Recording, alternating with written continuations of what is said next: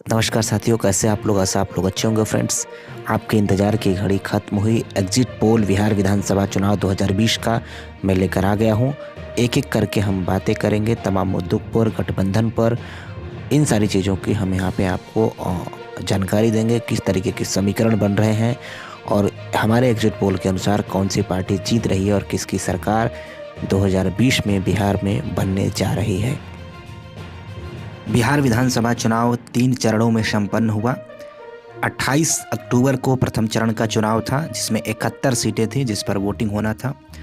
दूसरे चरण का चुनाव 3 नवंबर को हुआ जिसमें सबसे ज़्यादा सीटों पर वोटिंग हुई। 94 सीटें थी जिस पर मतदान संपन्न हुआ। और तीसरे चरण का चुनाव आज यानी 7 नवंबर को जो है कि हुआ और इसमें जो है कि टोटल 78 सीटों पर मतदान हुआ।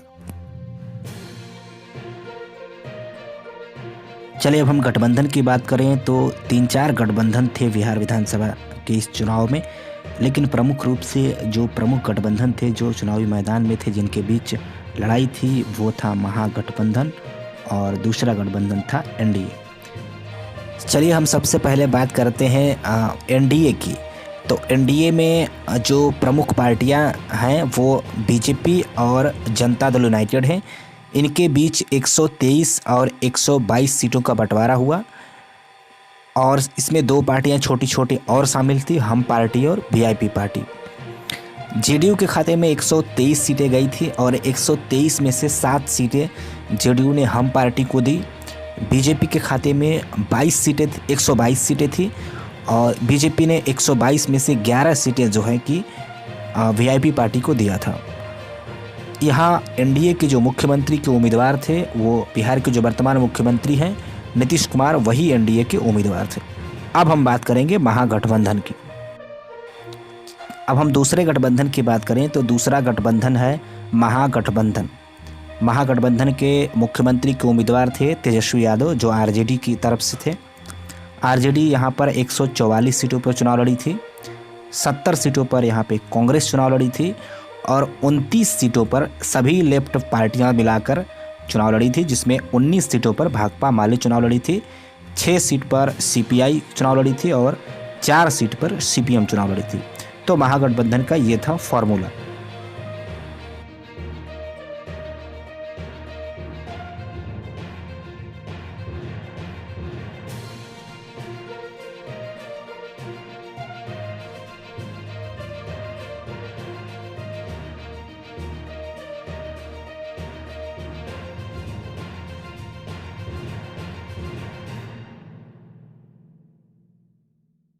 एक और गठबंधन है जो बिहार विधानसभा के कई सीटों पर प्रभावी दिखा, उपेंद्र कुशवाहा।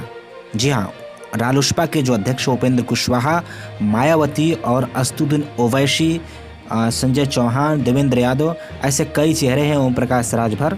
लेकिन प्रमुख रूप से जो 3 चेहरे प्रभावी थे इस गठबंधन में वो उपेंद्र कुशवाहा और असदुद्दीन ओवैसी और मायावती। इनका भी गठबंधन कई सीटों पर जो है कि काफ़ी मजबूत स्थिति में दिखा। तो ये तीसरा गठबंधन है। एक और चौथा गठबंधन प्रोग्रेसिव डेमोक्रेटिक अलायंस है जो चंद्रशेखर रावण और पप्पू यादव ने मिलकर बनाया था। ये गठबंधन भी चुनावी मैदान में मजबूत स्थिति में कई सीटों पर दिखाई दिया। चलिए फिर हम बात करते हैं यहाँ मुद्दों के बारे में कि इस बिहार विधानसभा के चुनाव में इस बार मुद्दे कौन कौन से सबसे ज़्यादा हावी रहे। इस बार के चुनाव में जाति धर्म जो है कि बहुत बड़ा मुद्दा बनता हुआ नहीं दिखा। जो सबसे बड़ा मुद्दा बना है इस चुनाव में बेरोजगारी का नंबर 1। दूसरा नंबर पर जो मुद्दा था वो लॉकडाउन में जो लोगों को परेशानियां हुई आने में, खाने पीने की, नौकरी की, रोजगार की, वो सबसे बड़ा मुद्दा था। उसके बाद तीसरे नंबर का जो मुद्दा हमें दिखा वो शराबबंदी। लोगों ने कहा कि शराबबंदी तो है लेकिन शराब हर जगह मिल जाती है। तो ये बहुत सारी ये 3 जो है कि टॉप 3 समस्याएं हमारे सामने देखने को मिली। पूरे चुनाव को मैंने ट्रेस किया तो सबसे नंबर 1 पे जो मुद्दा हमें दिखा वो बेरोजगारी, दूसरा लॉकडाउन और तीसरे नंबर पे शराबबंदी। चलिए अब हम एग्जिट पोल में बढ़ते हैं और आपको बताते हैं किसको कितनी सीटें मिल रही हैं। हमारे एग्जिट पोल के अनुसार सबसे पहले फर्स्ट फेज की 71 सीटों की हम बात कर लेते हैं। फर्स्ट फेज की 71 सीटें जो हैं वहाँ से हम स्टार्ट करेंगे।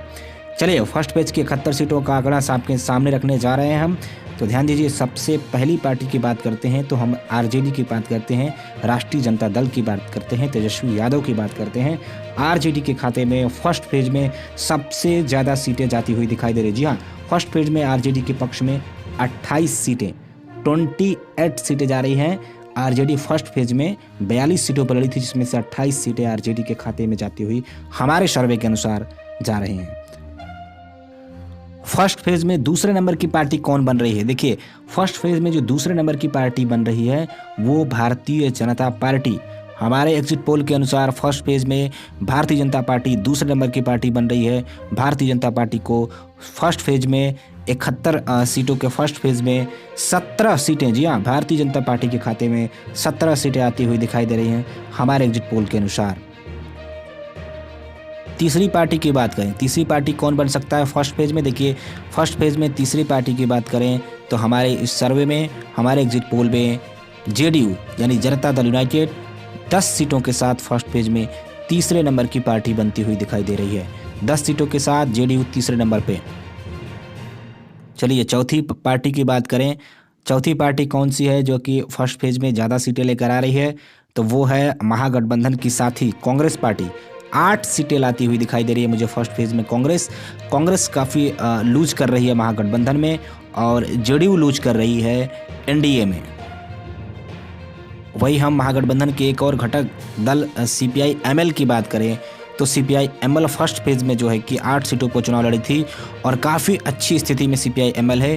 5 सीटें जो है कि लेफ्ट पार्टीज यानी सीपीआई एमएल फर्स्ट फेज में लाती हुई दिखाई दे रही है। चलिए हम आदर्श की बात कर लें तो फर्स्ट फेज में आदर्श भी काफ़ी मजबूत स्थिति में है। 3 सीटें आदर्श के खाते में जा सकती है, जिसमें 2 सीटें लोक जनशक्ति पार्टी एलजेपी फर्स्ट फेज में चुनाव 2 सीटों पर जीत सकती है। 1 सीट पर जो है कि उपेंद्र कुशवाहा रालोसपा गठबंधन यानी मायावती की पार्टी मुझे जीतती हुई नजर आ रही है। चलिए अब हम फर्स्ट फेज की सभी सीटों को जोड़कर आपको बताएं कि किसके खाते में कितनी सीटें जा सकती हैं। तो आरजेडी और कांग्रेस और माले पार्टी, इन सभी के सीटों को जोड़ने पर फर्स्ट पेज में सबसे ज़्यादा सीटें जो जा रही हैं वो यहाँ पे महागठबंधन के खाते में जा रही हैं, और महागठबंधन 39 सीटों के साथ आगे दिखाई दे रहा है एनडीए से। एनडीए की बात करें तो बीजेपी की 17 और जेडीयू की 10 सीटें जोड़ने पर यहाँ पे 27 सीटें बनती हैं। तो यानी एनडीए के खाते में जो है कि फर्स्ट पेज में 27 सीटें आ रही हैं। आदर्श की बात करें तो आदर्श के खाते में 3 सीटें जाती हुई दिखाई दे रही हैं फर्स्ट फेज में। साथियों, मैं एग्जिट पोल बता रहा हूं, इसलिए आप जितनी मैं सीटें बता रहा हूं इसमें से तीन सीटें एनडीए या महागठबंधन में प्लस माइनस आप कर सकते हैं। तो ये था हमारा फर्स्ट फेज के 71 सीटों का एग्जिट पोल। थोड़ी ही देर में हम सेकंड फेज और थर्ड फेज का एग्जिट पोल लेके आ रहे हैं, क्योंकि थर्ड फेज का जो है कि टोटल आंकड़ा हमारे पास नहीं पहुंचा है, तो थोड़ा सा टाइम लगेगा। थोड़ी देर में सेकंड फेज और थर्ड फेज का हम जो है कि एग्जिट पोल एक साथ अपलोड कर देंगे। Thank you.